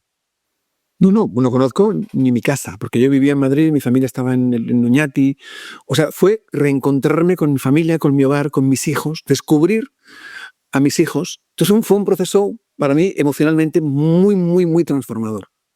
Y de repente yo había vivido la vida de mis hijos por teléfono. Yo trabajaba en Madrid como directivo, mi familia seguía viviendo en el pueblo en el que mi mujer y yo decidimos que teníamos que estar, que es el pueblo en el que nosotros nos hemos criado, porque así pues mis hijos tenían las mismas ventajas que yo. Yo quiero que mis hijos sepan de dónde son, tengan un paisaje identificado, quiero que sepan de dónde son. Como directivo, pues si hubiera vivido con mi familia en cada lugar en el que trabajé, pues hoy serían como los hijos de los militares, no sabrían si son de vascos, catalanes, madrileños o de Cancún, no sabes de dónde eres. Yo quería que mis hijos tuvieran una referencia porque para mí era profundamente valiosa. ¿Sí? A partir de aquí no solo descubrí a mi familia, descubrí a mis hijos, descubrí tiempo, un tiempo que nunca tuve. ¿Sí? Y descubrí que, pues que llega el momento de hacerme las grandes preguntas. Por ejemplo, ¿qué hubieran elegido mis hijos? Si yo les hubiera dicho, oye, ¿sabes qué? Podéis elegir entre un padre famoso que sale en las revistas de economía o un padre que está en casa y va a las tutorías del colegio. Pero nunca lo pregunté. Yo elegí mi carrera. Nunca les di opción de que eligieran, de que me dieran la oportunidad nunca di oportunidad de qué podíamos hacer con esto. En esa introspección, ¿te atreviste a tener esa conversación con tus hijos? No, aún hoy no he reunido el valor de preguntarles qué hubieran querido, aunque me sé la respuesta, ¿eh? Obvio que me la sé.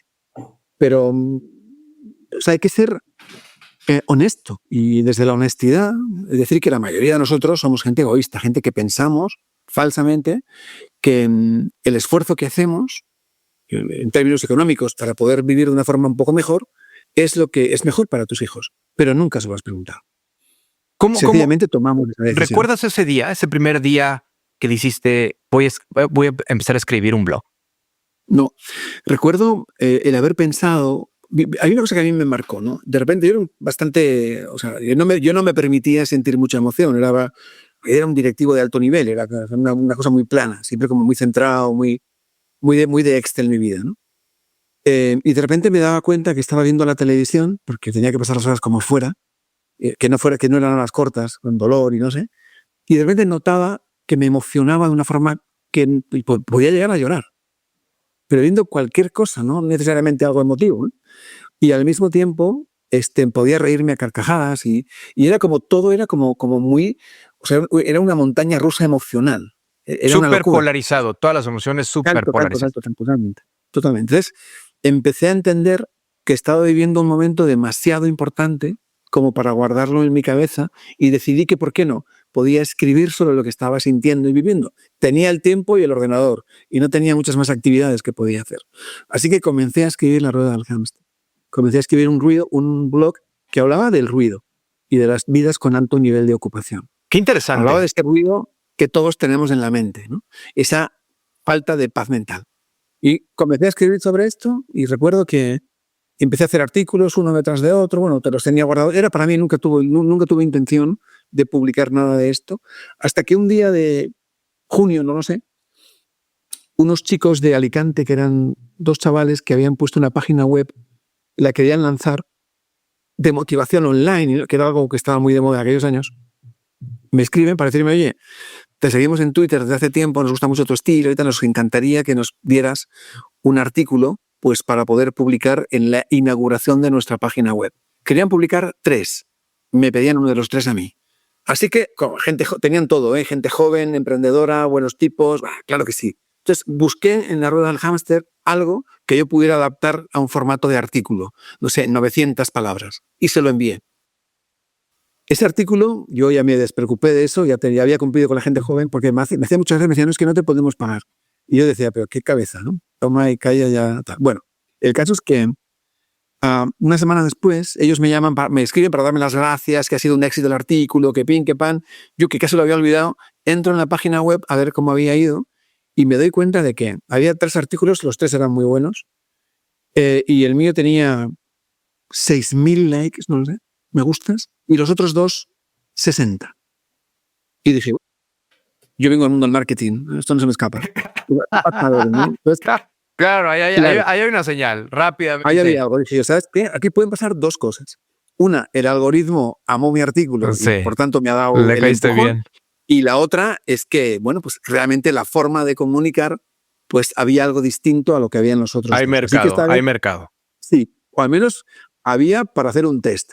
Así que esta vez fui yo el que les llamé y les dije, oye, ¿sabes qué? Me encantaría publicar un segundo para comprobar si se mantenía el efecto. La tesis, claro. Sí, ellos dijeron, ¿cómo encantado? Pero ¿cómo que gracias? Bueno, publiqué un segundo, exactamente el mismo efecto. No sé, 70 veces más que los otros que se publicaban al tiempo, ¿no? Entonces, entendí que tenía un camino que podía emprender, claro, que era una visión de la felicidad un tanto distinta a lo que había en aquel momento. Había ciencia y holística, y a mí me apetecía mucho unir las dos, y buscar un camino equidistante entre la ciencia y la holística y crear mi propio camino, porque la ciencia me parece que es tremendamente interesante y muy importante, pero también a veces resulta aburrida e incomprensible, ¿no?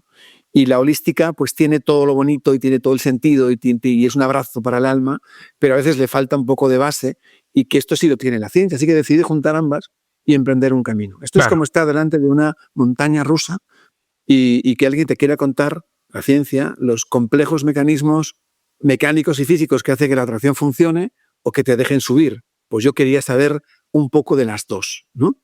Inicié ese camino, que es un poco esos artículos, funcionaron muy bien, no por lo que contaba, porque yo creo que lo que contaba tampoco es que fuera especialmente relevante, sino quizá la forma de contar. Sí, Eso fue lo a mí que me parece que enganchó a mucha gente. una gran habilidad de un comunicador, sea verbal o sea por escrito como tú, es hacerlo simple. Hacerlo simple. Ahí de repente, cuando te toca un abogado que quiere sentirse importante para explicarte terminología y te cita la Constitución y te cita la ley y todo, y tú no entiendes ni madres. O luego un médico que también se quiere sonar súper rimbombante de lo que tienes y tal, y no entiendes ni madres. Ahí hay tres cosas, verás. Yo vengo del mundo del marketing, vuelvo a decir esto, porque para mí la síntesis es fundamental. 2 de mis libros se llaman En menos de 100 palabras y en pocas palabras. Yo amo la síntesis, ¿sí? Y creo y trato de demostrar que se puede decir mucho con pocas palabras. La segunda cosa es que soy un fiel creyente de que la simplicidad es el máximo exponente de la sofisticación. No hay nada más sofisticado que poder hacer simple conceptos complejos. A mí me parece un talento. Y la tercera es que cuando hablamos de comunicación, no nos podemos nunca olvidar que el tono de la comunicación tiene que estar dirigida a la persona que va a leer. No se trata de mostrar tu erudición. Claro que no. Ya sabemos que eres muy listo. Si tienes la carrera de Derecho, ya suponemos que eres esto. Tu habilidad para comunicar está en que lo entienda yo, no en que tú sepas qué sabes. No, Sí, no sí, sí, intentes. sí, sí, Claro, sí, yo sí, puedo, sí, sí. por conocimientos, te puedo asegurar que puedo sonar erudito, pero no me interesa nada. ¿Para qué? Lo importante es que la gente que me escuche me entienda. Esto es lo que hay que hacer, adaptar el mensaje. Si Einstein le pones delante de un niño de 6 años a que le explique la teoría de la relatividad, Einstein seguirá siendo un genio, pero el niño no va a entender un carajo. Así que, para que esta reunión sea provechosa, Einstein tendría que adaptar el mensaje para que el niño diga, wow, bien, no hace falta ser un genio para eso, hace falta ser un gran comunicador. 100%. Te diría que hace poco reflexionando dije, si algo podría yo decirle a Braulio de 20 años, si me tomara la llamada, le diría, cabrón, enfócate en la comunicación. Si tienes la posibilidad de enfocarte en una buena comunicación, síntesis, estás del otro lado. Ahora, quiero preguntarte algo que suena a película, ¿no? Pero quiero que me ayudes a aterrizarlo. Editorial Planeta es una gran editorial. O sea, en el mundo de habla hispana, Editorial Planeta es un big deal. Es Y, la más grande del mundo de habla hispana, sí. y al final, si no me equivoco, lanzaste tu primer libro con ellos, ¿no? Pero de decir, a lo mejor leyeron por ahí mis artículos, les gustó, me contactaron. ¿Fue así, Juanma? Porque Sí, puta, suena fantástico, ¿no? Decir, pues así puta, fue. así fue. O sea, Sí, sí, leyeron sí, por así fue. ahí los artículos de esta página web y te contactaron. Así fue. Me dijeron, oye, nos interesa esto, podemos completar un libro. Les dije que sí, que por qué no, y me puse manos a la obra. Y en 2016 entregué el manuscrito de Territorio Felicidad, que es mi primer libro. Y el día 8 de noviembre de ese mismo año le vi la cara. Es como alumbrar un hijo, con mucho miedo, con mucha incertidumbre, sin saber muy bien quién iba a interesarle esto, pero la verdad es que fue un hito en mi vida. Y a partir de Territorio de Felicidad mi vida dio un vuelco brutal. Llegaron las conferencias, primero una, luego 2, luego 7. El año pasado hice 116. Este año amenazo con superar esa cifra. ¿Es tu personal He dado la best? vuelta al mundo. ¿Es tu ¿Eh? récord? ¿Cuál es tu récord de De momento conferencia? 116. Llevo Ok. 3 años seguidos entre 100 y 116. Y este año creo que por cómo pinta la primera gira en México, voy a romper las cifras. Pero a mí lo que me ilusiona más es llegar a mucha gente. Mi propósito en la vida es si puedo ahorrarle un minuto de sufrimiento emocional a alguien, mi vida tiene sentido. Entonces, quiero divulgar, quiero seguir trabajando, quiero seguir dando conferencias y mientras, a veces me preguntaban el otro día en Madrid, ¿cuándo me voy a jubilar? Y le dije que me jubilaré el día que no pueda estar de pie 1 hora y media compartiendo con la gente lo que sé sobre esto. Ese día me retiro, pero es ni un minuto antes. Mientras tenga fuerza para estar 1 hora y media de pie, voy a seguir siendo un pesado y contándole a la gente que se puede vivir mejor, que el bienestar depende de una serie de decisiones que tomas sobre ti mismo y que la paz mental seguramente es el mayor regalo que uno puede hacerse en la vida. Totalmente de acuerdo. regresando a lo de la editorial, ¿cómo lo interpretas, Juanma? ¿Fue suerte? Porque imagínate toda la cantidad de personas que han escrito artículos o que han escrito un blog o que se la pasan haciéndolo todos los días y recibir una propuesta de Editorial Planeta, ¿no? Esa editorial tan potente de habla hispana, puta, Sí, dices, la verdad es ¡qué que suerte! ¿Cómo lo interpretas? sí, yo el día que me llamaron por teléfono, estaba en Málaga, recuerdo, y iba por la autovía, me llamaron, agarré la llamada y era este señor, y tuve que parar el coche en el arcén porque era tal la emoción que no me creía, para llamar a Maitere, a mis hijos, porque no me creía en lo que me acababa de pasar. Este era el nivel de emoción, ¿no? Ya una vez que ya lo asimilas y todo, pues empiezan los miedos de ¿a quién va a comprar esto? ¿Le va a interesar a alguien? ¿Qué se hace siendo autor? Era algo diferente, ¿no? Fue una experiencia muy bonita, la verdad es que estuvo muy, muy bien y como te digo, fue el inicio de casi todo, ¿no? Pero es algo que, bueno, suerte no. Yo creo que suerte sería que me lo hubieran pedido sin haber escrito el blog. Pero cuando uno ya ha escrito, ha contado, suerte es que les llegue. ¿Cuánto llevabas ya Eso sí es una escribiendo? suerte. ¿Cuánto ibas escribiendo cuando llegó esa oferta? Bueno, yo llevo escribiendo toda mi vida, ¿no? La verdad es que Ok. escribo para mí, como en este caso, ¿no? Ahí fue la decisión de compartirlo con estos chicos, pero llevaría, no sé, de este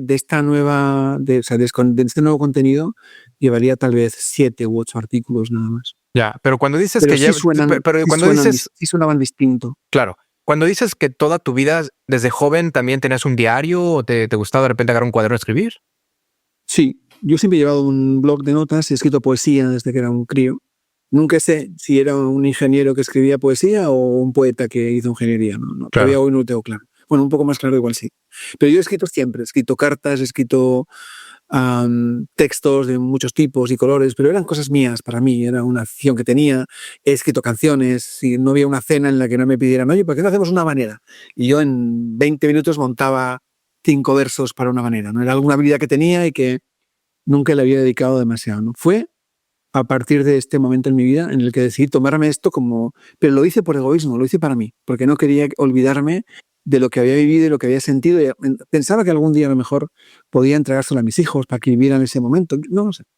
No tenía Oye, un fin, esa es la verdad. te quiero compartir algo y yo aquí soy el menos protagonista de la película, definitivamente, pero ahorita hablando de escribir, yo llevo 2 años en donde cuando cierro, escojo 20 personas que me marcaron durante el año para escribirles en puño y letra. Qué bonito. Y es algo rarísimo hoy, rarísimo. O sea, y aparte lo mando por correo mexicano, que aparte es Como bastante, tiene que ser, con su sello, ¿no? con su sello, su estampilla, ¿no? Aparte tarda Qué décadas bien, en qué llegar, bonito, ¿no? Y qué recientemente que bonito. de repente esas personas que me han escrito y que me han buscado, siento esa hemorragia de felicidad y siento esa alegría Total. de decir, wow, qué detalle cuando es literalmente escribir una hoja en blanco con tu puño y letra de lo que sientes en ese momento, agradecimiento, pero te confieso que hasta el brazo y la mano me dolía, de lo tan Te creo, te creo. de lo tan acostumbrados estamos de utilizar Sí, al ChatGPT teclado. y el teclado. Sí, Increíble, total, total,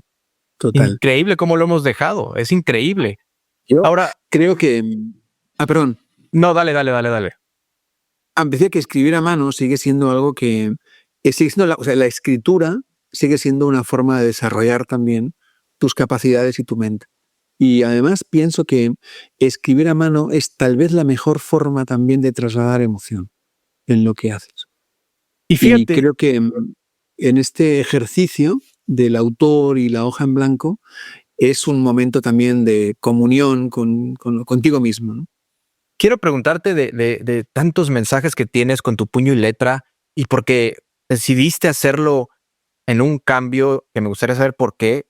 Vi en tus publicaciones en redes que empezaste utilizando pues, el teclado, ¿no? La edición y textos, como seguramente la gran mayoría hacemos, y después cambiaste a tomar fotografías de textos que tú escribes en una hoja de papel, en una servilleta, con tu puño y letra. Pero antes de que me contestes eso, em, debo decir que con tu gran track record comercial, cuando tú decides escribir, yo sé que una de las cosas más buscadas en España y seguramente en el mundo, en Google, en el buscador, es cómo ser feliz. ¿Realmente hiciste un research de decir qué voy a escribir hablando de conocer a mi lector, conocer un poco el mercado para que tuviera mayor impacto tu libro? Bueno, lo hice para mí. O sea, este descubrimiento en Google, que es verdad, es cómo ser feliz, es la frase aspiracional más buscada en el mundo en Google desde 2023 hasta 2008, o sea, desde que existen registros en Google. Esto lo hice para mí, porque yo no me sentí, o sea, yo decía, ¿por qué no soy feliz? O sea, yo tenía a los 45 todos los check que había que tener. Familia bonita, tal, el trabajo, la casa, todo. Yo tenía todos los checks de la lista. Solo me faltaba uno, que no era feliz. Y me preguntaba por qué. Y dije, no, yo no soy yo no soy diferente a los demás. Tiene que haber más gente como yo. Así que empecé a investigar sobre la felicidad y de ahí descubrí el tema de la holística, el tema de la ciencia, descubrí que era muy común, esto de que era la fase más especial, más buscada en el mundo. Descubrí tantas cosas que me parece que había un mundo ahí por contar. Había un mundo para contar. Había tantas cosas sueltas por todos los lados, pero no había un lugar donde no había un repositorio para todo esto. Y dije, pues ¿sabes qué? Esto lo voy a hacer yo. Porque tiene sentido, porque yo necesitaba aquello y nunca lo encontré. Solo encontraba como cosas deslavazadas, ¿no? Y hay mucha gente que llega a la psicología, o positiva o clínica, porque es vocacional. Yo llegué por necesidad. Yo necesitaba explicarme a mí mismo qué me había pasado. Y además en términos prácticos. O sea, es ser práctico, pragmático y aparte es un ejercicio la felicidad, es una decisión, que también lo has dicho. Es una conquista para mí. Una conquista que requiere... Es una conquista que requiere tres cosas, ¿no? Yo creo que... O sea, requiere mucho trabajo, pero eso de que la felicidad uno se va a sentar y le va a llegar, olvídate. La felicidad es una conquista y como cualquier otra conquista en la vida, requiere dedicación. Una dedicación constante, activa y consciente. Constante porque como cualquier otra habilidad, lo que no se practica se pierde. Activa porque en esto de ser feliz, si tú no vas a la montaña no va a ir a ti. Y consciente porque casi todas las cosas que valen la pena vivir en la vida suceden al otro lado de las vidas apresuradas. Al otro lado de la gente que va por la vida a 1000 por hora con un piloto automático activado. Si tuviera que decir algo inteligente hoy, te diría que tendríamos que volver a ver la vida con ojos de turista, que son los únicos capaces de encontrar belleza donde todos los demás solo vemos rutinas. Dicho esto, ver tus frases inspira un montón. Aparte tienes muy buena letra, cabrón. ¡Qué bárbaro! O sea, no tienes la famosa letra de doctor que decimos en México, porque no sé si lo practicas también, Juanma, tienes que confesarlo, pero qué buena letra no, tienes. De verdad que no. Es letra de... He oído tantas cosas de mi letra que me hacen tanta gracia, pero o sea, yo no dibujo mis palabras, las escribo como me nacen. Es verdad que las frases no nacen como las ves, nacen como una idea que yo guardo en mi móvil, muchas veces en el celular, y después, cuando le voy dando forma, tengo una característica como escritor, es que escribo de oído. A mí no me vale que algo esté bien escrito, me tiene que sonar bien. Entonces, para mí ese sonido, verás, cuando como autor, cuando alguien te lee un libro tuyo, en este ejercicio, lo que está haciendo en realidad es prestarte su voz para que tus letras suenen en su mente. ¿Bien? Si alguien te va a prestar su voz para que tus letras suenen en su mente, ¿qué menos que escribir bonito? ¿Cómo puedes escribir de cualquier manera? De forma farragosa, de forma lenta, de forma... ¿Qué sentido? Entonces, haz que suene como algo que emocione, que llegue, ¿no? Entonces, yo tengo esta obsesión con escribir bonito, en el sentido, digamos, de que suene bonito, ¿no? Y entonces, desde que tengo una frase, o tengo una idea, busco las palabras hasta que la cuadro y cuando la leo, a mí me suena bien en mi cabeza, es el momento en el que la escribo en una servilleta, en un cuaderno y la publico. Cabe destacar que ahorita que escuchándote, efectivamente cuando leemos, estamos en la cabeza diciéndolo en voz alta. Es curioso. Tú estás prestándome la voz para que las palabras que yo he elegido suenen en tu cabeza.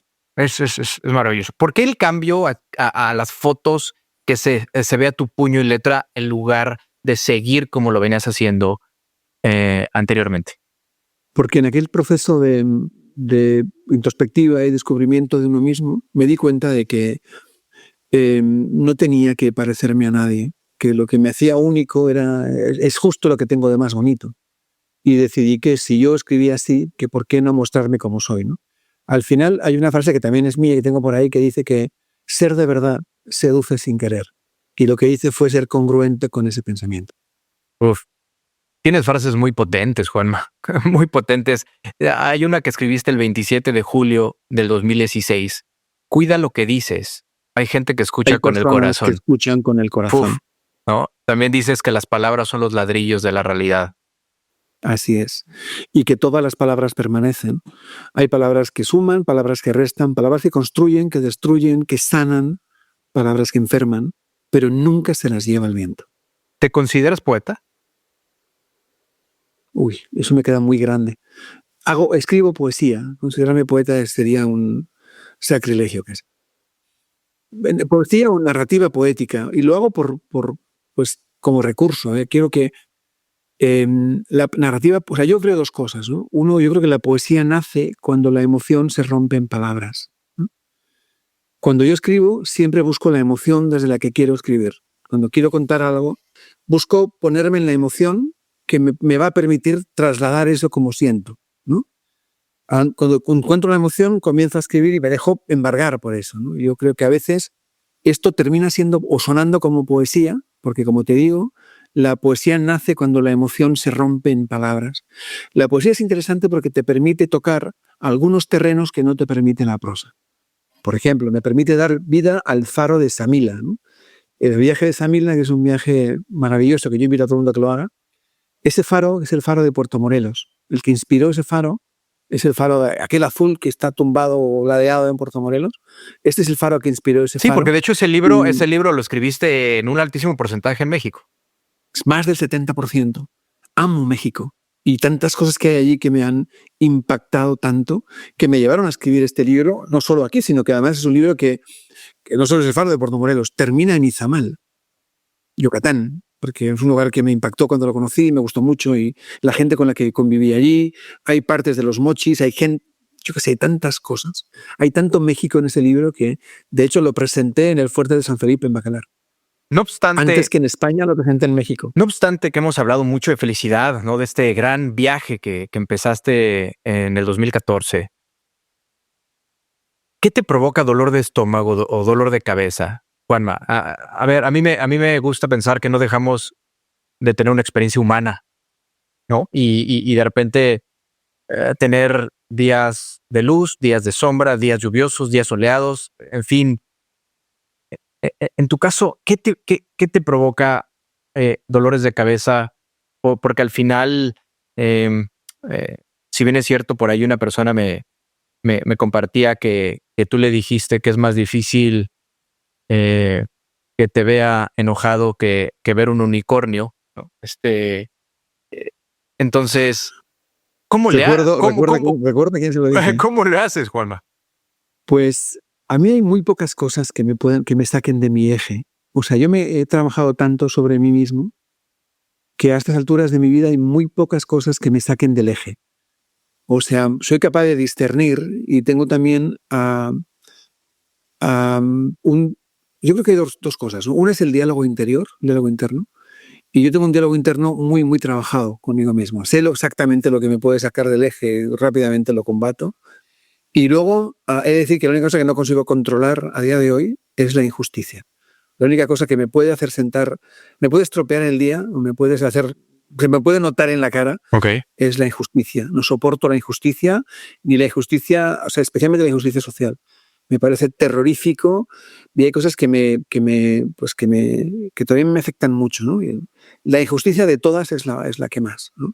Cuando esos comportamientos inadecuados con personas que tienen menos, la justicia social me parece algo necesario, la desigualdad social me parece una aberración, no podemos ir por el mundo de esta manera, ¿no? Entonces, cuando veo casos de estos o me tocan casos de estos, esto sí, reconozco que todavía me desestabiliza y todo lo demás prácticamente es cómo te tomas la vida, ¿no? Yo creo que hay dos palabras o dos maneras de tomarte la vida. Ante cualquier evento, tú puedes pensar por qué, y esto predispone tu mente a explicarse el problema, o puedes pensar cómo y trabaja tu mente en obtener la solución. Yo siempre me pregunto cómo, nunca me pregunto por qué, me da igual. Fíjate que voy a ir cerrando la conversación. Ha sido increíble platicar contigo, Juanma, y seguramente no va a ser la última.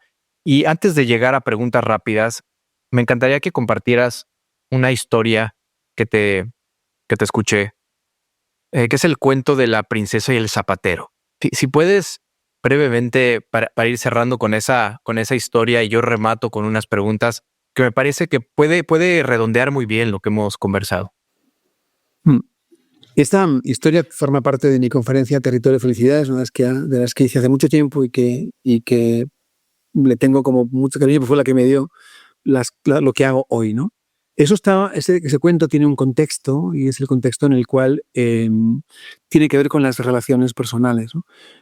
Piensa que el 95% de los problemas que tenemos, de los malos ratos que tenemos, lo tenemos porque no gestionamos bien esa parte, ¿no? Y cómo el estar en contacto con gente pues nos provoca determinado nivel de heridas, ¿no? Es difícil, por mucho que tú trabajes tu felicidad y tengas tu cabecita muy limpia y muy bien amueblada, somos seres sociales y pasamos gran parte de nuestra vida en contacto con otra gente. A veces eso nos provoca determinado tipo de heridas y a veces las heridas las llevas tú y no eres consciente de esto. En ese contexto de heridas y de que la vida a veces nos hace, en determinados momentos nos toca en algún punto en el que nos hace movernos mucho, y de este cuento que básicamente lo que dice es que había una princesa maravillosa en un castillo maravilloso de aquellos de la época medieval, y esa princesa tenía un desfile, tenía un baile. Y mandó llamar al zapatero real para que le hiciera unos zapatos a medida para el día de ese baile. Ella tenía su vestido, le faltaban los zapatos que le hicieran juego en el vestido y que le permitieran ir pues así de elegante. Llamó al zapatero, que vino raudo y veloz, y pidió a la princesa que se sentara, tomó las medidas y no sé qué, y se fue a su taller a preparar pues esos zapatos tan bonitos. Y cuando el tío había terminado el trabajo, llega donde la princesa y le pide, por favor, si puede hacer la prueba para continuar con el trabajo. Al colocarle el zapato en el pie, le pide a la princesa que esté levante, y la princesa nota cómo el zapato le hace un poco de roce en el talón. El zapatero, preocupado, retira el talón y se va a trabajar la piel un poco más para ver si lograba eliminar ese daño. Vuelve al día siguiente con el zapato ya trabajado, le vuelve a colocar a la princesa el zapato en el pie, y al levantarse, la princesa nota que el zapato le duele en la parte interior del pie. Así que el zapatero, más preocupado, pero un gran profesional, saca de nuevo el zapato y corre otra vez a ver si puede ablandar esa parte y ensanchar la horma para que la princesa vaya más cómoda con el zapato. En la tercera prueba, al día siguiente, cuando el tipo llega y se coloca el zapato, la princesa, al levantarse, nota que lo que le duele ahora es el dedo meñique del pie derecho. Entonces el hombre, que no entiende nada, de repente le queda pensando unos segundos y le dicen: princesa, ¿me permite que le retire yo el zapato? Claro. Y al retirar el zapatero ve que la princesa tiene el pie lleno de heridas y que daba igual qué zapato le probaran, todos le harían daño, porque el daño no estaba en el zapato, el daño estaba en el pie. Y así es como nosotros a veces vamos por la vida y vamos reaccionando ante parejas, ante jefes, ante gentes en general, pensando que nos están agrediendo cuando el que tiene el daño hecho eres tú. Por eso es tan importante sanar nosotros para después ofrecernos a los demás. Amar es quererte para querer, y para esto tienes que estar bien. En el amor, como todo en la vida, como en cualquier tipo de relación, es como cuando uno le ponen lo de las mascarillas en los aviones. Primero tienes que ponerte una mascarilla tú, y cuando la tuya ya está bien, entonces es cuando tienes que salir a ayudar a los demás. En esto es igual, sánate tú y vas a ver cuántos problemas te quitas del medio, porque muchas veces no es que nos hagan daño, es que nos tocan en una herida que tenemos sin sanar. Chingoncísima historia, Juanma. Increíble. Voy a ir cerrando con estas preguntas rápidas. Fíjate que la primera le doy un poquito juego a la inteligencia artificial, ¿no? Le doy juego y vamos a invitar a ChatGPT a que te arroje una pregunta. Te la va a arrojar de ChatGPT, pero tú tienes que colaborar en dos cosas. La primera es, ¿con qué estilo quieres que te pregunte? ¿Con el estilo de alguien que tú admires? ¿Con alguien que esté vivo, que esté muerto? Puede ser, no sé, un poeta, un gran escritor. ¿Con el estilo de quién? Gabriel García Márquez. Ok. Con el estilo de Gabriel García Márquez. ¿Sobre qué tema? Felicidad. Amor. Cualquiera. Hoy es el Día del Amor. Al amor, venga, hablemos al de amor, amor. Venga, listo. A ver, prompt hecho. Ahí te va, ¿eh? Con el estilo de Gabriel García Márquez, la pregunta debe llevar un aire poético, casi nostálgico, y es la siguiente. Dicen que el amor verdadero es un incendio que arde lento, pero que deja cicatrices que ni el tiempo borra. En su viaje por la vida y la escritura, ¿has descubierto si el amor es un acto de voluntad o simplemente una trampa del destino en la que todos caemos irremediablemente? Yo creo que el amor no es una decisión, es un cruce de caminos. Bueno, lo voy a explicar mejor. Enamorarte es un cruce de caminos, el amor es una decisión. Baruch Spinoza decía, el amor es la alegría de que el otro exista, ¿no? Y yo hice una frase también que tiene que ver con esto, que dice que amar es descubrir que hay algo más importante que tú. Y esto yo creo que es la visión que yo tengo sobre este tema concreto del amor. Yo creo que el amor es una trampa en la que uno tiene que dejarse caer. Porque en esta vida hay dos emociones que para mí son especialmente transformadoras. Una es el amor y la otra es el duelo. De todas las que yo he conocido y he experimentado en la vida, las dos cosas que más me han transformado son el amor y el duelo. Y creo que la vida es un complejo equilibrio entre el amor y el duelo. Del segundo no nos vamos a librar, así que del primero, ojalá que no nos libremos. Sí. Fíjate que coincido, no sabes a qué nivel, porque mi transformación más profunda que he vivido en los últimos años fue a raíz de la muerte de mi madre el 26 de septiembre del 2020. Y ese duelo continúa. A mí me parece que continúa de una u otra manera. Así que ya tendremos la oportunidad con un cafecito, una cervecita o algo que nos veamos, Juanma. La siguiente pregunta, ¿lograste crear el maratón de abrazos con tu amigo de Toledo? Lo logré. ¿Sí? Y me siento profundamente orgulloso de esto. Hoy he hablado con él, con Isaías, que es un mega crack, y hemos quedado en que además nos vamos a ver en breve para poder disfrutar un fin de semana juntos y seguir creando cosas absolutamente locas, que es lo que más se nos, lo que mejor se nos da. Si pudieras sintetizar, ¿qué fue? ¿Qué fue el maratón de abrazos?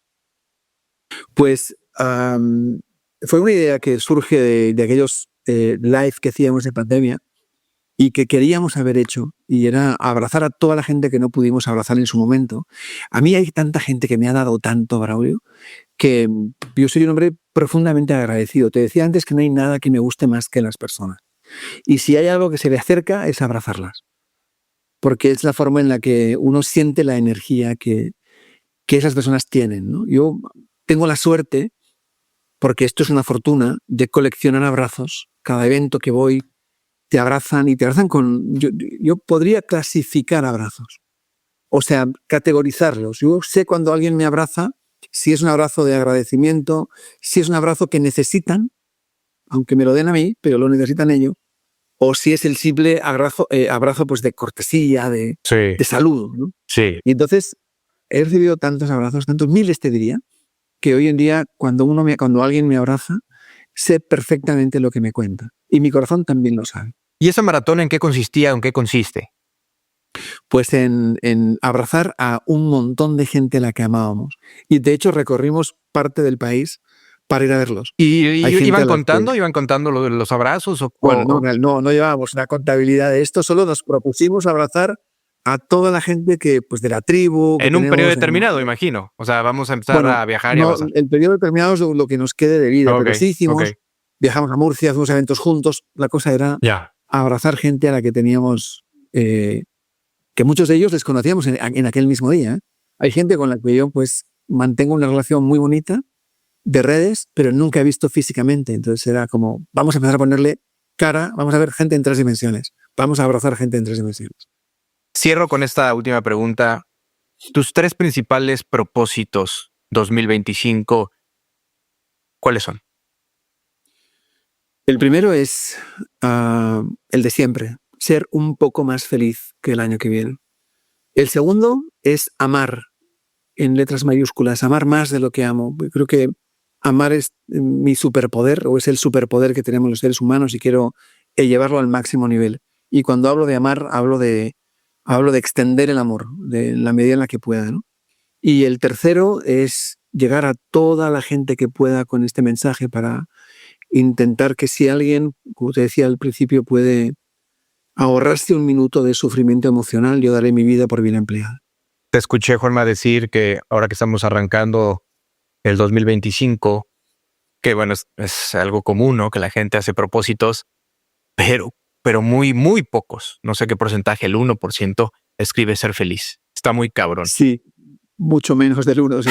Es una de las conferencias que hacía también Territorio y Felicidad, que era preguntar a la gente quién había hecho una lista de propósitos. Levantaba la mano el 30%. Después le preguntaba cuántos de ellos habían puesto en ese propósito lista de objetivos. Las 3 palabras, ser más feliz.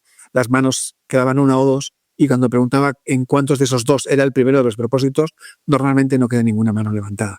Y esto era para poner en contexto que uno de los principales problemas por los que no somos tan felices como nos gustaría es porque no nos dedicamos a ser felices. Nos dedicamos a otras cosas.